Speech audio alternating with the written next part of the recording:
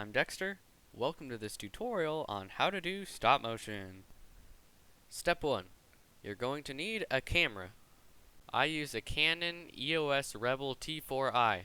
I also have a zoom lens and a close-up lens that helps with focusing. If you do not have a camera, you can use your phone. There are countless stop motion apps that you can download for free. Step 2. You're going to need a base plate. Base plates are great for stop motion because it's easy to stick things to them and things don't move around as much. To ensure this, I use sticky tack. Put the sticky tack on the table and then put the base plate over it. This way the base plate doesn't move around between shots. You never want your base plate or your camera to be moving. This can cause your stop motion to look bumpy. Step 3. In this step, you're going to be building the set that you'll be animating on. Just like that. It doesn't have to be too complicated, and it doesn't even have to be Lego. Step 4. This is the step where you're going to be taking the pictures for your stop motion animation. In this scene, I'm going to make the minifigure look left, then right, then wave. I'm going to do this in only 5 frames. Turn the minifigure's head a little to the left, and then take a picture. Repeat this for the right, and then point the head straight.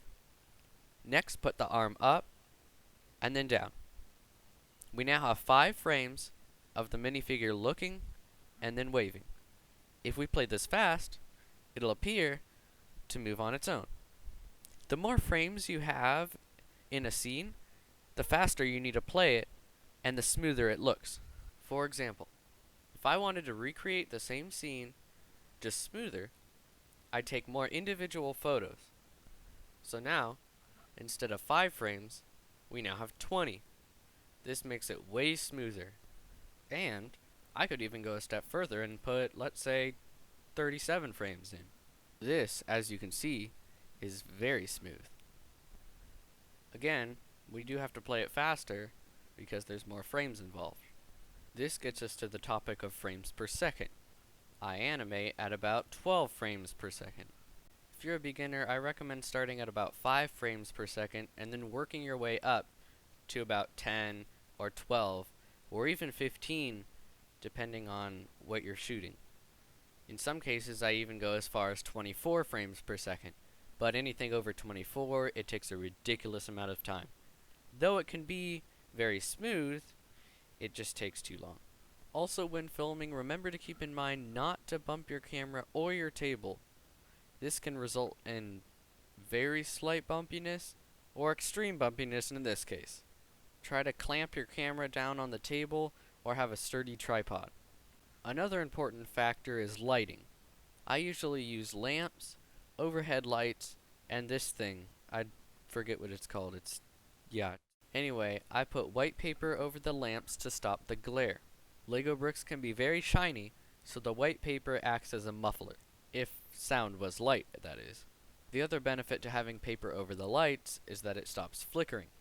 If you have a fan going in the room you're doing stop motion, make sure it's not in the way of a light source. This can cause flickering in the background or a reflection off the bricks. Step 5. In this step, we're going to be editing our stop motion. I use Adobe Premiere for my editing, but you can use any other program that you'd like. When you're editing, you can change the frame rate, add audio, titles, or effects. If you don't have an editing software, you can still use phone apps. I included a list of phone apps that you can download for free in the description. Step 6. In this step, you're going to share your video with the world via YouTube or anything else that lets you share your video with others. This step is optional. If you don't want other people to see it, that's okay. You could just have it for yourself or your family. Finally, step 7. This step is just 2 words. Have fun. This is the most important step because the whole point of stop motion is to have fun. That's why they call movies entertainment. If you find that it's getting annoying and you find yourself getting mad easy, just stop. Try again later. You can always come back to a scene and continue shooting. So take a break once in a while. Doesn't help being angry. If you find that you don't have enough time, make time. Stop motion animation is not designed to be quick. Just make sure you're having fun when you're doing it. Thanks for watching the stop motion tutorial. Be sure to hit that like button and subscribe for more videos.